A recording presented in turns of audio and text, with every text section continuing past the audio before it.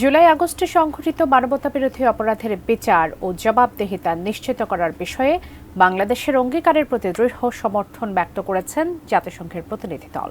Prosecution ও তদন্ত সংস্থাকে প্রশিক্ষিত করতে জাতিসংঘের প্রতিনিধি দল কারিগরি সহযোগিতার আশ্বাস দিয়েছেন বলেও জানান আন্তর্জাতিক অপরাধ ট্রাইব্যুনালের chief prosecutor advocate Mohammad Tajul Islam. তিনি জানান, রোববার তার সঙ্গে সৌজন্য সাক্ষাতের সময় সেই আশ্বাস দিয়েছেন বাংলাদেশের জাতিসংঘের আবাসিক সমন্বয়কারী গোয়েন লুইস ও আবাসিক সমন্বয়কারীর কার্যালয়ের জ্যেষ্ঠ মানবাধিকার বিষয়ক উপদেষ্টা হুমা খান। চিফ প্রসিকিউটর জানান, জাতিসংঘের প্রতিনিধি দল ট্রাইব্যুনালের বিচার ও তদন্ত প্রক্রিয়ার অগ্রগতিও জানতে চেয়েছেন। আমরা তাদের কাছে অনুরোধ করেছি যে প্রযুক্তিগত সাহায্য দেওয়ার জন্য জাতিসংঘ যদি ব্যবস্থা গ্রহণ করে সেটা আমাদের জন্য হেল্পফুল হবে, আর সেটা আমরা তাদেরকে বলেছি। এবং এই বিচার প্রক্রিয়ার প্রতি জাতিসংঘের সমর্থন ব্যক্ত করার জন্য আমরা তাদেরকে অব্যাহত সমর্থন যাতে তারা দেন সেই ব্যাপারে আমরা তাদেরকে অনুরোধ জানিয়েছি।